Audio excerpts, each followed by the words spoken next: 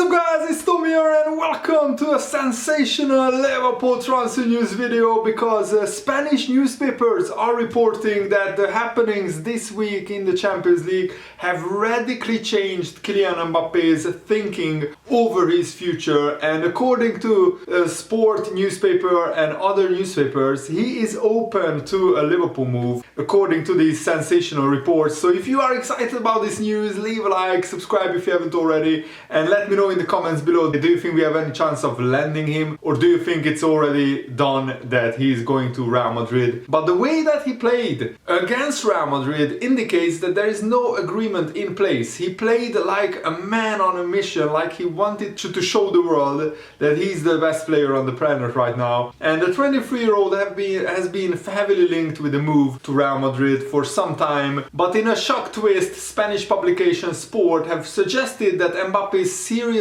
considering a move to the Premier League, with Liverpool being named as the team interested. And Ancelotti said that Mbappe was the best in Europe today. He said it after the game, of course. Unstoppable. We tried to control him, double up on him, but he can always invent something out of nothing. And this report claims that Liverpool are trying to convince Mbappe through their manager Jurgen Klopp, who is the most charismatic manager in the world. And if anybody can convince Mbappe to join Liverpool, it's Jurgen Klopp, the man, the legend himself. And according to this Spanish news publication, when Mbappe saw how poor this Real Madrid team is right now, he seriously has second thoughts of joining them. And I'm so glad that he saw firsthand how poor Real Madrid are in Europe. Yes, they are bossing La Liga at the moment, but La Liga's standards are pretty poor. A lot of big teams are faltering. Atletico Madrid, Barcelona are in a transitional period, and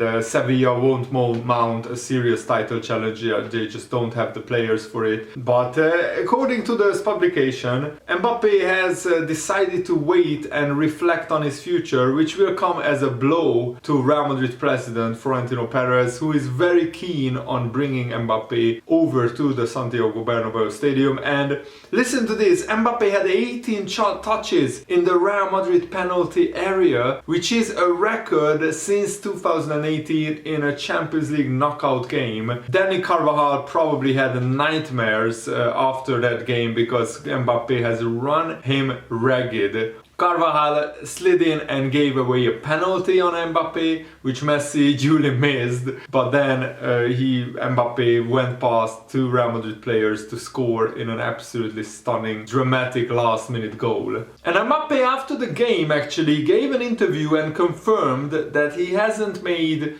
a decision yet on his future. His contract is up in the summer, but he has three options. He has either signs a contract extension with PSG, goes to Real Madrid, or goes to Liverpool. I think those are the two clubs that he would love to play for. He said, I've not decided my future yet. I play for Paris Saint-Germain, one of the best clubs in the world. This game to influence my future? No, I have not decided. I give my best and then we will see what happens next season. I said I would give it my all. I had to show it with actions. I did it the first time, we will have to show it a second time at the Bernabeu Stadium. How do we approach the return? We have to win. First of all, for us to be competitors, going there to say that we have a result is not worthy of a club like Paris Saint-Germain, and we will have to analyze the match. It will be a different context, the away leg. And Fabrizio Romano also shared Mbappe saying that people talk about me and my future, it's normal, but as a player for PSG I will give everything I have. I can confirm that my future has not yet been decided, and this game against Real Madrid will not change anything. So the Bild newspapers reports that Mbappe has already agreed a move to Real Madrid are false. They reported a crazy salary. They reported that Mbappe is going to get 50 million euros a year. That's 960,000 euros per week. That's a ridiculous salary. I mean, that he would earn 37,000 euros a day. That's 114,000 pounds a day salary. I don't think even Real Madrid can afford that. And Liverpool would be crazy not to at least try and inquire about Mbappe and his representatives. Remember that Mbappe and his parents and his agent flew on FSG owner John Henry's private jet, and Mbappe held private conversations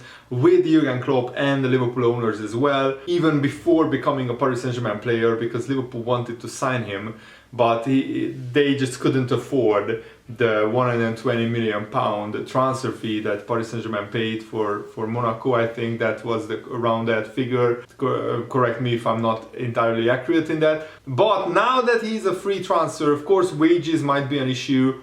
He might want to earn like £500,000 per week. I don't think even Mo Salah would earn that much at Liverpool. But I think Mbappe is worth it. He's 23 years old. He could play for Liverpool for the next 5-6 years, and then we can sell him on for 150-200 million, and he would absolutely make Liverpool better. I mean, Mbappe would walk into any team in the world. It's an issue whether Liverpool can fit Mbappe's wages into the wage structure. That remains to be seen, but I think Liverpool will try their best to attract Mbappe, and if he decides to go to Real Madrid, so be it.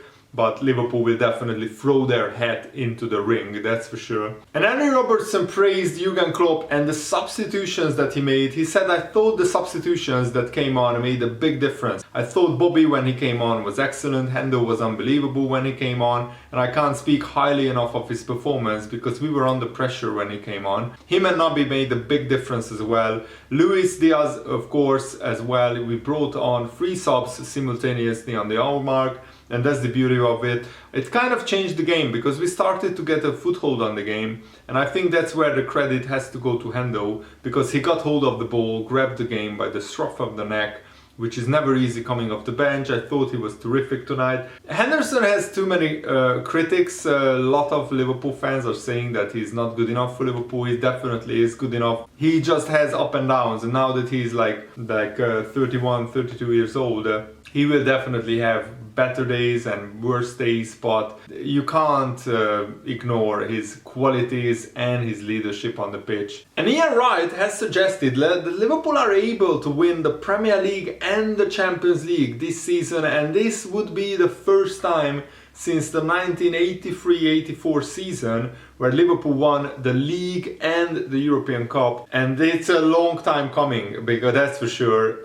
It's almost 40 years ago the last time Liverpool did it, and he said, "I still think that Liverpool believe that they might be able to do it, to do the double of the Premier League and the Champions League." I fancy that Liverpool will probably think they can win the Champions League as well. I'm not going to write Liverpool off. I'm going to go with Liverpool to win the Premier League as well. It's going to be difficult because at the moment Man City don't look like dropping points. They look like in control, in command every game that they play. I mean, the way that they dismantled Sporting Lisbon and won 5-0 comfortably was absolutely incredible. But they achieved all their success with financial doping, and Guardiola can rant all about the other clubs. He will never get the kind of recognition and praise and respect that he would get if he did the same thing with Arsenal or Manchester United, a traditional big club. And he knows it, and it really hurts Pep Guardiola. And I loved his rant in a post-match interview where, unprovoked, he was going on a tangent about other clubs getting all the respect, and Man City are trying their best. And Guardiola said, "We deserve this success now, like they had decades ago." Man City are doing it with sport washing and financial doping, and they are not doing it the right way, and a lot of football fans know that, and they just don't care. Man City can win every trophy under the sun, and the rival fans will just not care about it because they are still a small club with just a big pot of money. They basically won the lottery, Manchester City, but they will never get the respect of other traditional clubs, fans, and also neutral fans as well. And Liverpool are facing an anxious wait on whether Diogo Jota will be available for the League Cup final against Chelsea, and that is next Sunday. So Jota still has 1.5 weeks left to get fit. He was in an ankle brace. He was seen as in an ankle brace after the Inter game, so he will definitely miss the Norwich game. He will probably miss the Leeds game as well in midweek. And Liverpool are sweating on the fitness of Jota, but that's why we signed Luis Diaz. We can cope with injuries.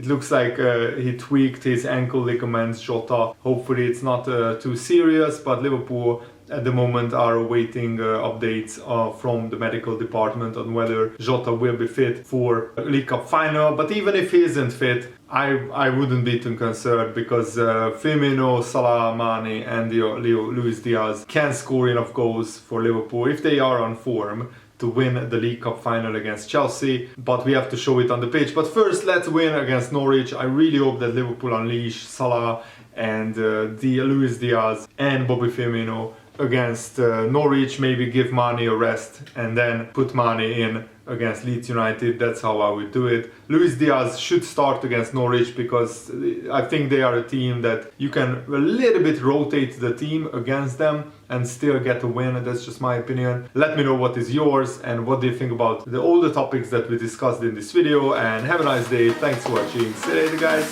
Good night.